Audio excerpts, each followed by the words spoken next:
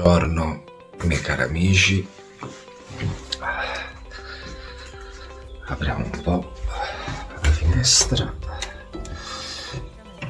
Prima notte direi abbastanza bene.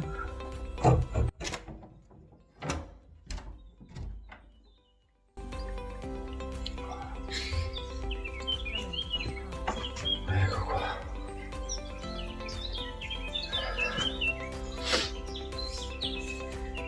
E ora ci vestiamo, andiamo a fare colazione e poi ci rechiamo all'officina del pellegrino.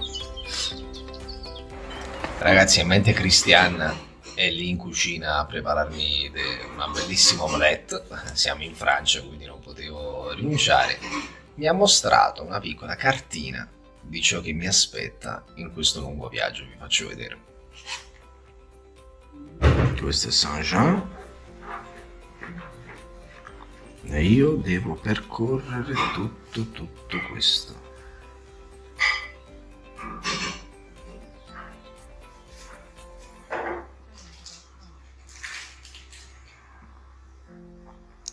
Questo è Santiago e poi io arriverò fino a Finisterre.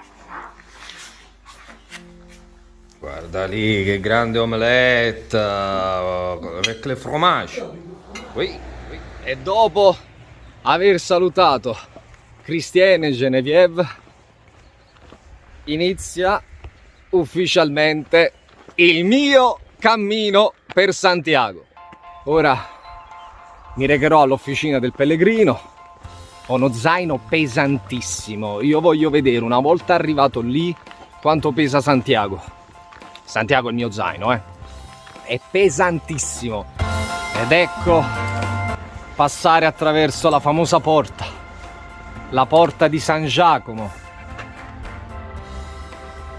les chemises de Saint-Jacques de Compostelle in France.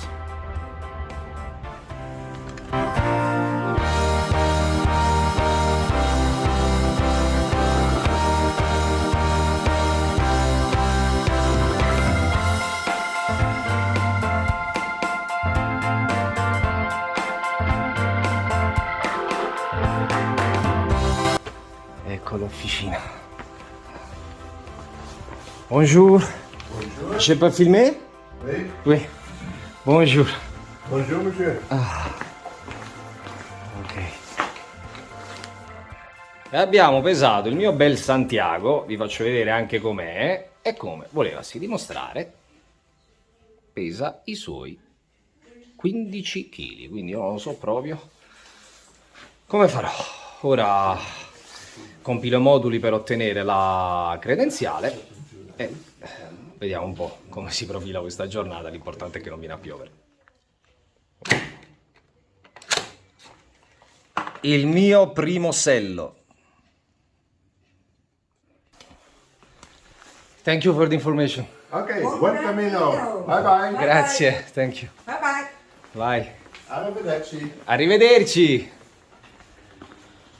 Allora ragazzi, il signore qui è un volontario che presta per determinati periodi della sua vita ad accogliere pellegrini qui all'officina. Mi ha spiegato un po' tutto il percorso, mi ha dato delle mappe, ho preso la conchiglia, uno dei simboli del cammino, e la credenziale per ricordo. Poi mi è stato apposto il primo sello, un'emozione spettacolare ragazzi, un'emozione spettacolare, e mi ha detto che per raggiungere Roncisvalle comunque ci sono due vie, la via alta che è quella là un po' più impervia e la bassa che è più semplice. Io prenderò l'alta logicamente, e poi mi ha detto di fare attenzione perché comunque ci sono alcuni tratti che sono molto ripidi, e poi di fare rifornimento d'acqua perché per alcuni tratti, per tantissimi chilometri, non c'è alcun rifornimento, non c'è un bar, non c'è un supermercato.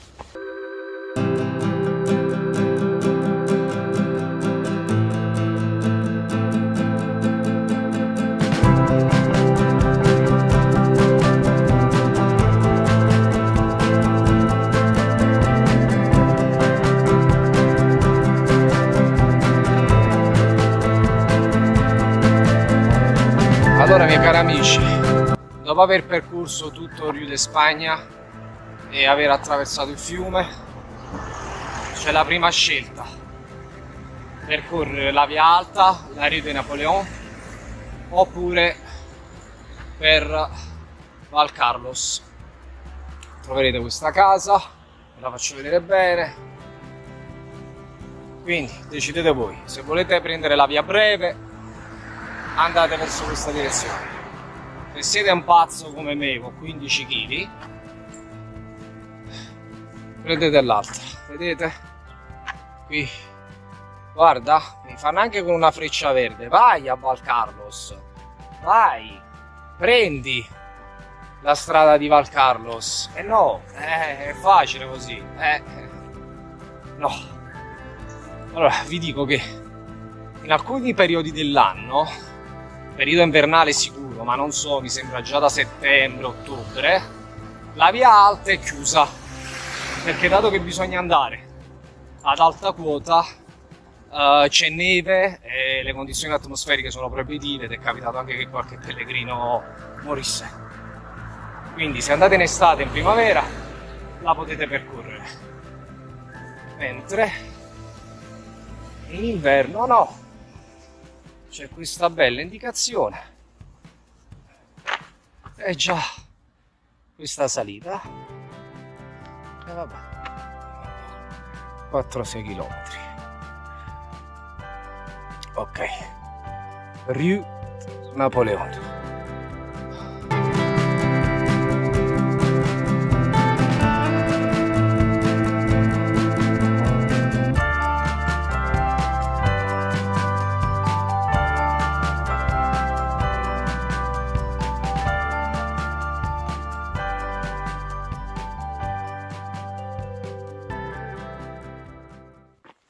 Ragazzi, sono completamente distrutto.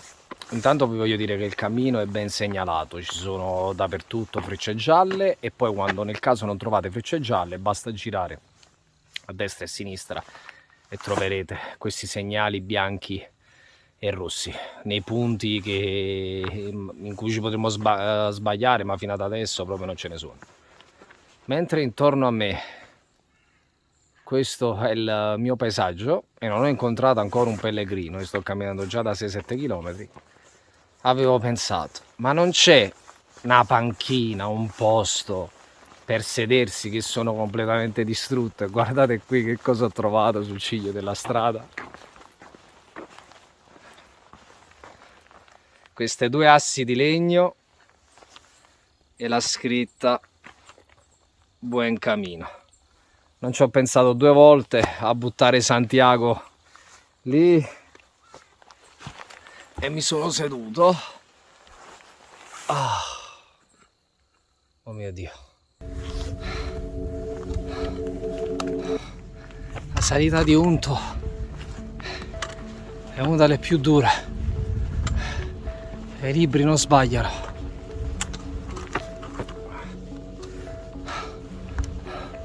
Come potete vedere qui,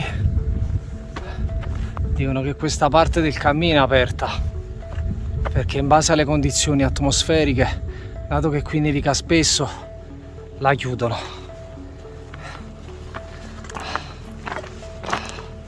Non pensavo, ragazzi, non pensavo assolutamente che fosse così dura, ma soprattutto non pensavo assolutamente che Santiago pesasse 15 kg. Vi devo dire un qualcosa di assurdo. Senti ogni singolo grammo. Ci dicono che al rifugio di Orisson mancano 2 km, a Roncisvalle 19. Io non so se riuscirò ad arrivare a Roncisvalle, non lo so, c'è anche tutta una nebbia intorno a me. Non lo so, ragazzi, mi sento distrutto.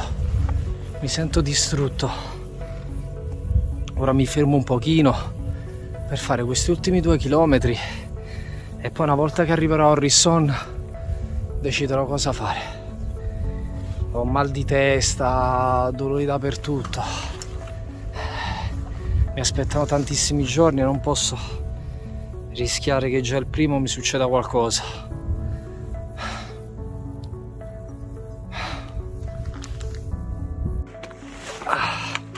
Ma io cosa ho fatto di male in questa vita, voglio sapere. Cosa ho fatto? Quanti peccati mi devo far perdonare? Oh mio Dio.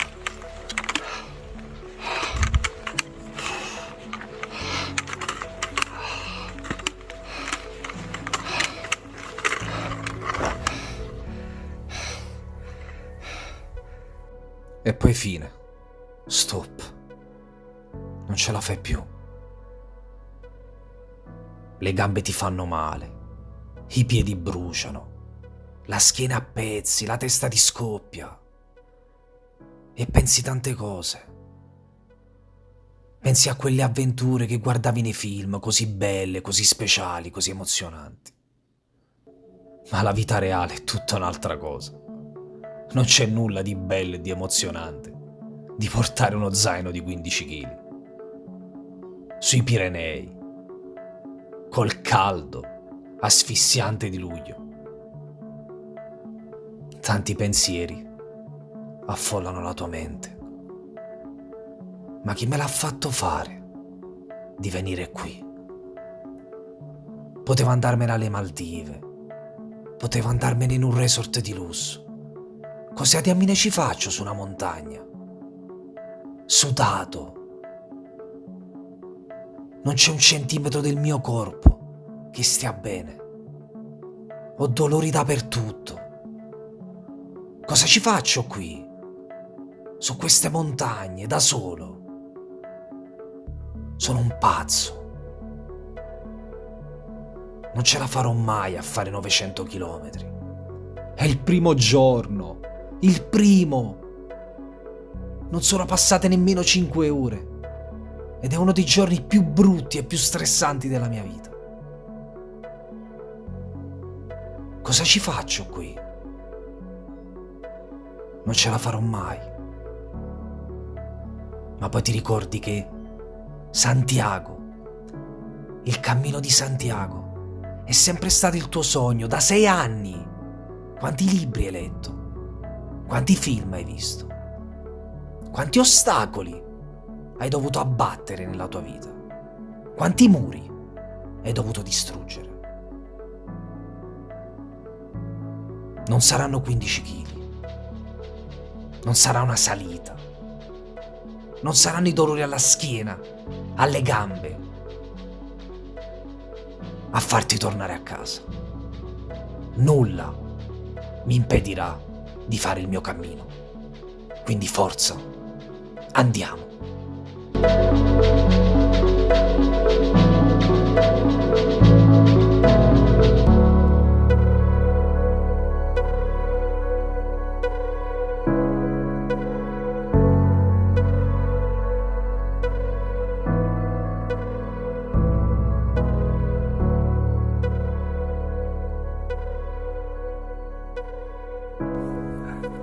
Mamma mia. Speriamo che Horizon si avvicina. Segniamo a 2 chilometri perché poi è tutto in salita. Però che spettacolo, che pace, che silenzio, è un'emozione assurda proprio. Poi capita lo sconforto, comunque sto camminando da stamattina, ma sono sicuro che poi appena ho raggiunto il rifugio e riempito la borraccia, anche perché è finita anche l'acqua, andrà tutto bene. Ed eccoci qua finalmente a Horizon. A fare 1 chilometro nella vita normale ci metto 5-6 minuti. Qui più di un'ora e non c'era la meta. Mamma mia. Uff. Ci siamo, non ce la facevo più. Ho ordinato da mangiare e per 40 minuti non sono riuscito a proferire parola. A stento riuscivo ad alzare la forchetta. Dopo aver mangiato e preso una pillola per il mal di testa, finalmente mi sono sentito meglio. I cari amici, sono ancora a Horizon e guardate, dietro di me la più completa nebbia, non si vede nulla. Ed ecco che si presenta la prima scelta importante del cammino. Sono già le 4, porta maltempo a Roncisvalle, che doveva essere la mia tappa, porta pioggia, porta temporale. E non posso trasportare un peso maggiore di 9 kg, non è proprio possibile. Nonostante comunque la tenda, materassina e tutto, già quello sono sui 4 kg, più 2 kg dello zaino 7, vorrà dire che in questo momento sono anche un po' amareggiato, perché avevo fatto della mia indipendenza il fatto di portarmi la tenda, di potermi fermare dove volevo, di non essere legato a nessuna cosa, e adesso questa cosa mi frena tanto. Già comunque sono in ritardo sulla tabella di marcia perché devo salire ancora più su, e già adesso c'è solo nebbia, non si vede nulla, e ora deciderò se pernottare qui a Orrisson o se c'è qualche alternativa, se posso lasciare le cose lì, le cose qui, e poi loro le possono spedire, oppure mi dovrò recare domani mattina alla posta. Cioè non si può, cioè qua stiamo sui Pirenei, 15 kg proprio, mi sono ammazzato, cioè, sono stati dei tratti ad un certo punto che non ce la facevo più, non riuscivo più a camminare, poi l'esperienza del viaggio deve essere un'esperienza bella, che ti deve anche permettere di poter aprirti alle persone, ma se tu già sei distrutto, sei stanco. Mi sono seduto al tavolo, c'erano delle persone che avevo incrociato, ma non ho avuto neanche la forza di parlarci, neanche di dire nulla. Io per 40 minuti sono stato così in balia dei dolori, del mal di testa. Ora ho mangiato, mi sono preso anche un occhitasca, il mal di testa è passato, e sto aspettando il cameriere italiano per vedere se c'è una soluzione. Seguiranno aggiornamenti. Il servizio trasporto zaino è attivo solo la mattina. Impossibile fare 17 km con uno zaino così pesante, e soprattutto con questa nebbia e condizioni atmosferiche. Decido di seguire il consiglio del mio connazionale e di fermarmi qui, ad Orrisson. Sono pronto per la prima cena comunitaria con altri pellegrini che sono sopraggiunti. Vuoi tu? Sì, grazie. Dai, facciamo quelli di... Sì,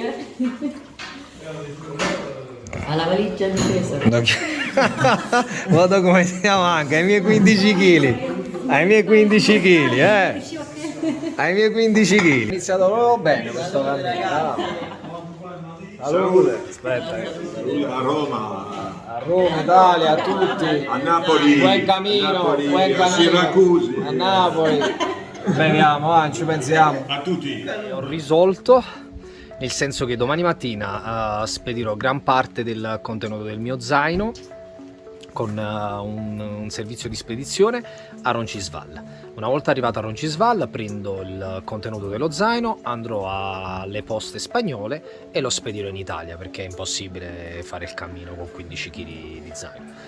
Purtroppo come prima tappa mi ero prefissato Roncisvalle, mi sono fermato qui ad Orrisson, però sono anche... non si può programmare tutto nel cammino, è un po' come la vita, a volte abbiamo dei programmi, facciamo dei progetti e poi non vanno come desideriamo. Vi mostro l'ostello dove sto, guardate qui che panorama, sono le 8:30 e sono quasi tutti a letto. Qui ci sono i panni messi ad asciugare.